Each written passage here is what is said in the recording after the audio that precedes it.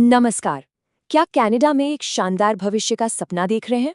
तो अगर आप उन स्टूडेंट्स में से हैं जो 12वीं के बाद यहाँ पढ़ाई कर रहे हैं या फिर आने का प्लान बना रहे हैं और हाँ, फाइनल गोल कैनेडियन पीआर ही है, तो भाई आप बिल्कुल सही जगह पर हैं। आइए साथ मिलकर इस पूरे सफर का एक रोड मैप तैयार करते हैं और स्टूडेंट वीजा से परमानेंट रेजिडेंसी तक का सबसे सीधा रास्ता ढूंढते हैं। तो सपना एक ही है, कैनेडियन परमानेंट रेजिडेंसी यानी पीआर। और अच्छी खबर ये है कि सही स्ट्रैटेजी और सही जानकारी के साथ ये सपना सच हो सकता है। और आज हम यहाँ पर इसी स्ट्रैटेजी और जानकारी की बात करेंगे। तो देखिए, आज हम इस पूरे सफर को स्टेप बाय स्टेप समझेंगे 4 हिस्सों में। सबसे पहले एक इंटरनेशनल स्टूडेंट का बेसिक सफर कैसा होता है वो देखेंगे। फिर पीआर पाने के लिए कौन-कौन से रास्ते हैं उन पर बात करेंगे। हम उन आम गलतियों को भी जानेंगे जिनसे बचना बहुत जरूरी है। और आखिर में कामयाबी के लिए एक पक्का प्लान क्या होना चाहिए वो भी समझेंगे। तो चलिए शुरू करते हैं सबसे पहली और सबसे जरूरी चीज से, एक स्टूडेंट की बेसिक जर्नी। ये वो बुनियाद है जिस पर आपकी पूरी पीआर की कहानी टिकी होगी। इसे समझना मतलब आधा काम हो गया। तो होता क्या है, ये पूरा सफर आमतौर पर 5 स्टेप्स का होता है। एक स्टडी परमिट पर कनाडा आना, अपनी पढ़ाई पूरी करना, और फिर मिलता है पोस्ट ग्रेजुएशन वर्क परमिट यानी पीजीडब्ल्यूपी। ये पीजीडब्ल्यूपी समझ लीजिए एक गोल्डन टिकट है जो कनाडा में काम करने का एक्सपीरियंस दिलाता है, और यही एक्सपीरियंस आगे चलकर पीआर एप्लीकेशन की नींव बनता है। अब एक बार काम हाथ में आ गया तो समझिए पीआर के लिए कई दरवाजे खुल जाते हैं। लेकिन सवाल ये है कि कौन सा रास्ता सबसे बेस्ट रहेगा। चलिए कुछ सबसे जरूरी ऑप्शंस पर एक नजर डालते हैं। देखिए, सही रास्ता कौन सा है ये तो इस बात पर डिपेंड करता है कि पढ़ाई क्या की है, काम कहाँ मिल रहा है और आगे का प्लान क्या है।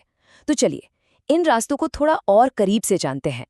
सबसे पहले बात करते हैं एक्सप्रेस एंट्री की। ये कनाडा का आप कह सकते हैं सबसे फेमस और सीधा पीआर सिस्टम है। और जो लोग यहाँ से पढ़े हैं उनके लिए इसमें एक स्पेशल खिड़की है, कैनेडियन एक्सपीरियंस क्लास या सीईसी। नाम से ही साफ है ना, ये उन्हीं के लिए है जिनके पास कनाडा में काम करने का एक्सपीरियंस है। तो सीईसी के लिए क्या चाहिए? सबसे पहले कनाडा का कम से कम 1 साल का स्किल्ड वर्क एक्सपीरियंस। अब स्किल्ड का मतलब है कि नौकरी मैनेजर, प्रोफेशनल या किसी टेक्निकल फील्ड में होनी चाहिए। साथ ही एक लैंग्वेज टेस्ट पास करना होगा।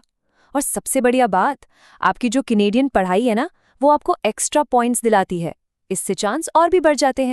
दूसरा बड़ा रास्ता है प्रोविंशियल नॉमिनी प्रोग्राम यानी पीएनपी। इसमें क्या होता है कि कोई एक प्रांत, मान लीजिए ओंटारियो या ब्रिटिश कोलंबिया, आपको सीधे पीआर के लिए नॉमिनेट कर देता है, क्योंकि उन्हें आपके जैसे स्किल्ड लोगों की जरूरत होती है। हर प्रांत के अपने अपने नियम होते हैं।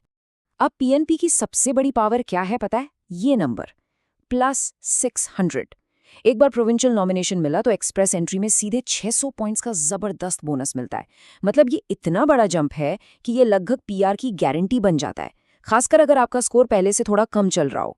अच्छा, एक बहुत बड़ी गलतफहमी है जो लोगों में होती है कि पीआर तो बस ऑफिस जॉब से ही मिलती है। पर सच तो इससे बिल्कुल उल्टा है। असल में कनाडा में जो स्किल ट्रेड्स हैं, मतलब हुनर वाले काम, उनकी बहुत ज़्यादा डिमांड है, और ये पीआर का एक बहुत ही पावरफुल रास्ता हो सकता है। जैसे कि ट्रक ड्राइवर्स, वेल्डर्स, इलेक्ट्रिशियंस, यहाँ तक कि कोक या शेफ और कंस्ट्रक्शन सुपरवाइजर्स। इन प्रोफेशंस की डिमांड हमेशा रहती है, और कई प्रांत तो खास तौर पर इन लोगों को बुलाने के लिए अपने पीएनपी प्रोग्राम्स चलाते हैं। इनके अलावा भी 2 और रास्ते हैं जो काफ़ी काम के हो सकते हैं। पहला है स्पाउस स्पॉन्सरशिप, अगर आपका पार्टनर कैनेडियन सिटीजन या पीआर है। और दूसरा है रूरल और अटलांटिक इमिग्रेशन प्रोग्राम्स, जो छोटे शहरों में बसने में मदद करते हैं, जहां अक्सर कंपटीशन भी कम होता है। तो चलिए, हमने रास्ते तो देख लिए। अब बात करते हैं उन गड्ढों की, उन गलतियों की जिनसे बचना बहुत बहुत ज़रूरी है, क्योंकि ये कुछ ऐसी आम गलतियां हैं जो पूरे पीआर के सपने पर पानी फेर सकती हैं। पहली और सबसे बड़ी गलती है नकली वर्क एक्सपीरियंस दिखाना। ये बहुत सीरियस मामला है, और अगर पकड़े गए तो कई सालों के लिए कनाडा से बैन भी लग सकता है। तो ईमानदारी सबसे ज़रूरी है। दूसरी गलती है कैश पर काम करना। देखिए, अगर आपकी सैलरी का कोई ऑफिशियल रिकॉर्ड नहीं है, कोई पे स्लिप नहीं है, तो वो एक्सपीरियंस पीआर के लिए गिना ही नहीं जाएगा। हमेशा पक्का करें कि सब कुछ ऑन पेपर हो। ये बहुत टेक्निकल लग सकता है, पर ये बेहद ज़रूरी है अपनी जॉब के लिए सही एनओसी यानी नेशनल ऑक्यूपेशनल क्लासिफिकेशन कोड चुनना। एक गलत कोड का मतलब है कि एप्लीकेशन सीधा रिजेक्ट हो सकता है। इसलिए अपनी जॉब ड्यूटीज़ को ध्यान से देखकर सही कोड चुनें। अपनी भाषा की परीक्षा जैसे IELTS को आखिरी मिनट के लिए कभी मत छोड़िए, ये सोचकर कि अरे बाद में कर लेंगे। हमेशा ध्यान रखें कि आपका रिजल्ट वैलिड हो, क्योंकि एक छोटी सी देरी का मतलब एक बड़ा मौका हाथ से निकल जाना हो सकता है। और आखिर में किसी भी कंसल्टेंट पर आंख बंद करके भरोसा मत कीजिए।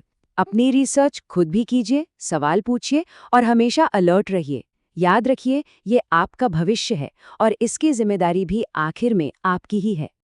तो अब इन सारी बातों को ध्यान में रखते हुए सफलता का रास्ता आखिर दिखता कैसा है?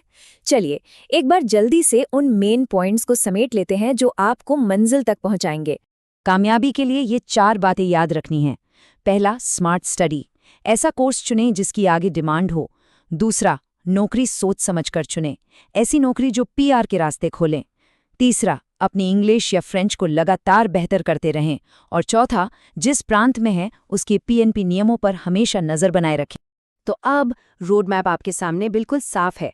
हर लंबा सफर एक छोटे कदम से ही शुरू होता है। तो सवाल ये है कि आपका पहला कदम क्या होगा?